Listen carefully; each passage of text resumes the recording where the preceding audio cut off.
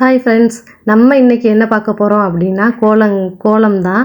நான் வந்து கோலம் போட்டு ரொம்ப நாள் ஆச்சு. ஏன்னா சில பல காரணத்தினால போட முடியலை.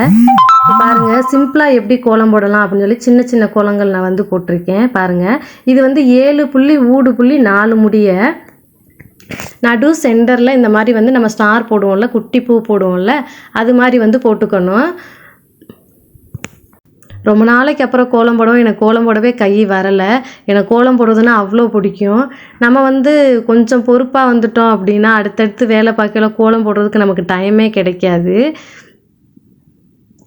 பாருங்க, அவ்வளோதான். நடுவு வந்து பூ வந்து போட்டாச்சு. அதுக்கப்புறம் சுற்றி வந்து இந்த மாதிரி வந்து போடணும். அதுக்கு நேர உள்ள புள்ளியில் போடாமல் கொஞ்சம் கிராஸாக உள்ள புள்ளியில் இந்த மாதிரி கோடு போட்டு ஒரு ரவுண்டு போட்டோம் அப்படின்னா அவ்வளோதான். இவ்வளோதான் நம்மளோட கோலம் வந்து சிம்பிளான கோலம் தான். இதுக்கப்புறம் வந்து நம்ம போடுற கோலம் எப்படி இருக்குது, பெருசாக இருக்கா சின்னதாக இருக்கான்றதெல்லாம் விஷயம் கிடையாது. நம்ம வந்து அதுக்கு கலர் கொடுக்குறதுல தான் இருக்குது அதோட பெர்ஃபெக்ட் வந்து.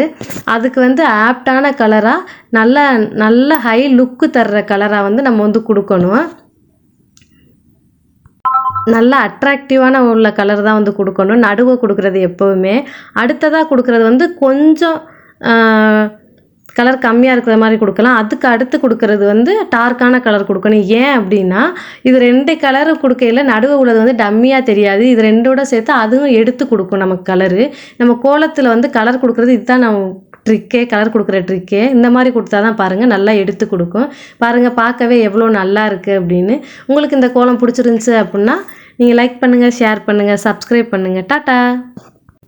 இதே மாதிரி போட்டு பார்த்துட்டு நீங்கள் எப்படி போட்டீங்க அப்படிங்கிறத சொல்லுங்கள்.